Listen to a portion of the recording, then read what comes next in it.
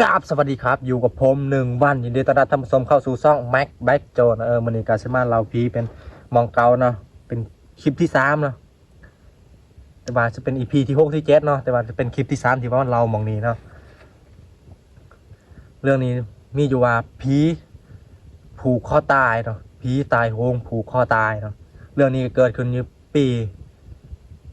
2021-22หรือว่า23-24คนประมาณนั้นแหละจือบุพินเนาะเรื่องของเรื่องมีอยู่ว่า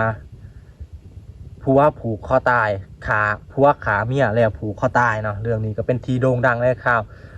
ปี2022-23ในประมาณนั้นแหละทุกคนเนาะเรื่องนี้ที่โด่งดังทั่วเขตเมืองโค้งนะทุกคนเนาะเรื่องนี้ก็ซึ่งเรามากล่าวค้านกันทุกคนที่สุดนะเนาะเป็นเรื่องที่ว่าโคตรร้อนที่สุดเลยทุกคนเรื่องนี้นะเรื่องมีอยู่ว่าผัวกับซีเมนติดหยอกติดยานเมนบ่ทุกคนประมาณนั้นแหละจือบทพิษจือแน่ทั้งนั้นเป็นแบบผัวติดหยอกติดยาประมาณนั้นแหละทุกคนผัวหันก็ได้ขึ้นพิษกับเมียเนาะนี่พักกันผัวหันกับ5 เรื่องพิษกับเมียเนาะพิษเพี้ยงกันหายแห้งเลยทุกคนพิษเพี้ยงกันหายแห้งผู้เป็นผัวก็ซักแบบเอามีดหรือว่าเอายังก่อนทุกคนเอามีดว่าอะไรยังแทงเมียนะทุกคนเนาะแทงเมียจนสลบนะทุกคนดีแต่ว่าเมียบ่ตายเนาะแต่ว่าผู้เมียหันบ่ตายเนาะแทงเมีย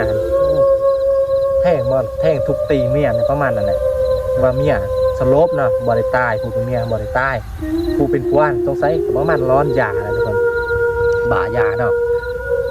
ผู้เป็นผัวหันก็คิดว่าเมียตายเนาะผู้ว่าคิดว่าเมียตายวันนี้ผู้เป็นผัวหันไปจับเสือกเนาะ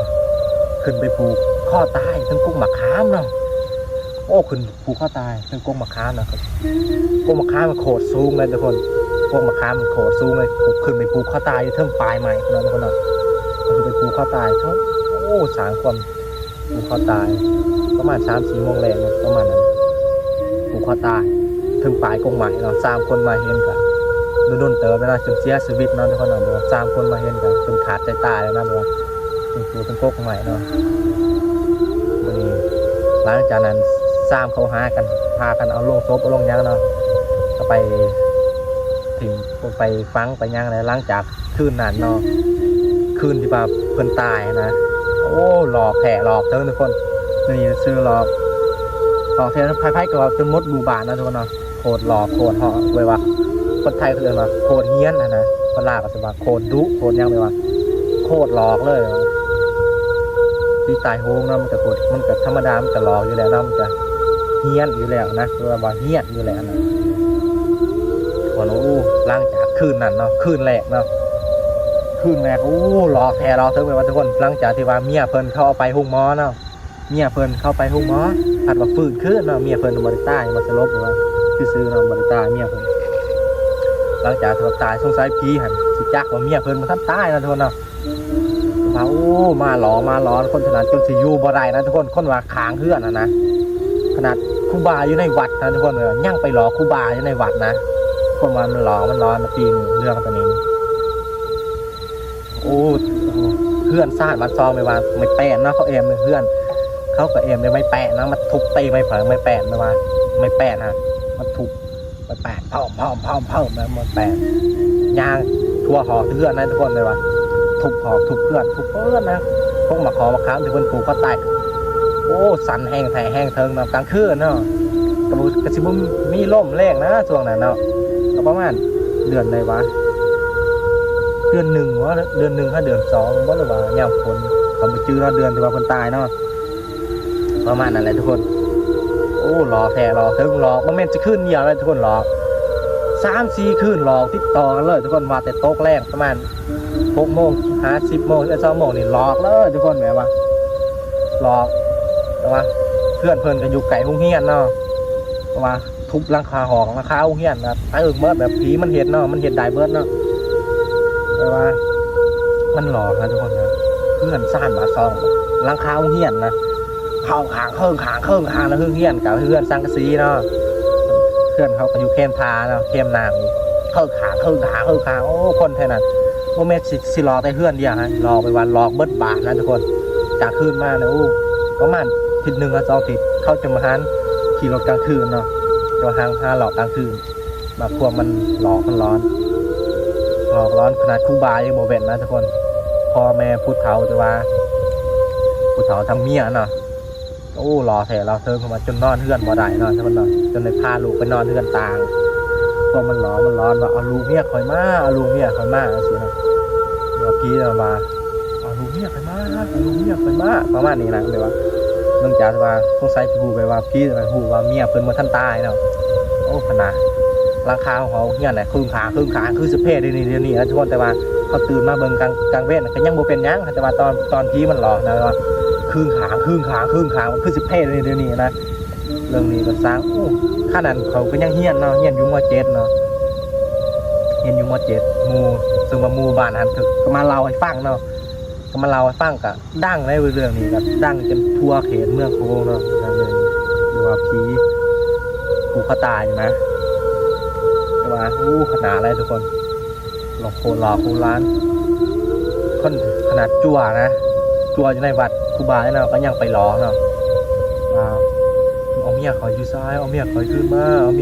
าประมาณเพิ่นจะสิว่าเพิ่นตอนที่ว่าเพิ่นขาเมียเพิ่นคิดว่าเมียเพิ่นตายเนาะเพิ่นคิดว่าเมียเพิ่นตายเพิ่นขาเมียเพิ่นตายแล้วเพิ่นก็ไปผูกคอตายเนาะมันก็สิว่าเมียเพิ่นตายแต่เมียเพิ่นบ่ตายนั่นเนาะตาความหมอร้อนทุกคนคนนอน4-5 เฮือนจะได้มันนอนเฮือนเดียวกันนะตัวมันรอคอยกับมือฟังมันร้องหลังคอหางข้างหัวเหี้ยคือขาขนาดเลยเขาจะนอนมาหลังนั้นทุกคนประมาณ4-5 คืนมันหลอกนอนติดต่อกันเลยคู่เป็นเมียกันเลยพบนี้ไปทางตาเข้าก็เลยเห็ดหุ่นเห็ดซินเนาะเกาะมามีคนลุกคนเรากลางคืนเป็นตะหยาดเนาะช่วงมันเกิดใหม่ๆเลยมูข้าวเหี้ยนมูเมาเหี้ยนเนาะมูกับมันเราฟังทุกคนแบบนั่งแบบว่าเขานั่งบอกเขาฟังเขามันนั่งหาคนมานั่งฟังนะยังร้อนเมื่อหาคนตายแบบนั้นนะมูกับมันเราช่วงเกิดใหม่ๆนี่โหดร้อนนะทุกคนเดี๋ยวนี้กับพานมาก4-5 ปีแล้วเนาะเรื่องนี้ก็คอยจางหายไปเนาะวันนี้เป็นไปแบบนั้นทุกคน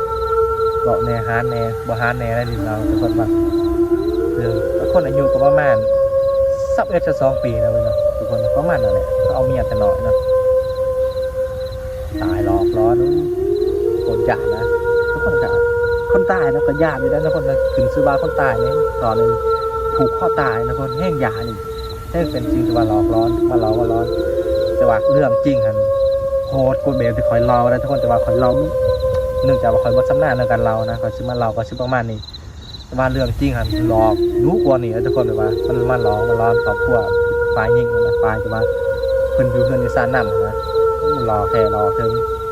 แต่ว่าขอให้เราอาจจะบอมคือในชีวิตจริงเนาะเราไม่กับบุคือหรอกขั้นที่เสริมไปกับบุคือเนาะออกร้อนงูจะมาฟังเพียนกับมาเราสุกันแห้งร้อนต่างคนต่างบอกต่างคนต่างวางนั่นทนนะโคตรร้อนในเรื่องจริงกันโคตรร้อนนั่นทนแต่ว่าคอยเราอาจจะบ่ร้อนเนื่องจากว่าคอยกับวัฒนธรรมเราเนาะก็สิแอบฝึกไปนะทุกคนเนาะเรื่องนี้เรื่องจริงนะทุกคนเกิดน้องใหม่ๆมันมาเลยประมาณ3-4 ปีหลังนี่แหละประมาณนั้นทุกคนดูแบบจะสงบไปแล้วเดี๋ยวนี้ก็ผ่านไปก็สงบลงเลยก็จางหายไปตามกาลเวลาแล้วทุกคนนะจบคลิปเพียงเท่านี้นะทุกคนนะจะหาเมื่อบาทเนาะสิบหานมอลายนะจบคลิปนี้ใครทุกคนมาคลิปนี้ก็อย่าลืมกดไลค์กดแชร์นะเดี๋ยวจะต่อไปเข้ากับสิบได้เราเรื่องพี่เบมีแล้วนะ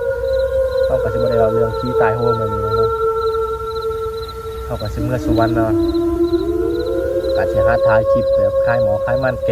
มันประมาณนั้นนะทุกคนฝากทุกคนกดไลค์กดแชร์กดติดตามนะทุกคนเด้อบ๊ายบายทุกคน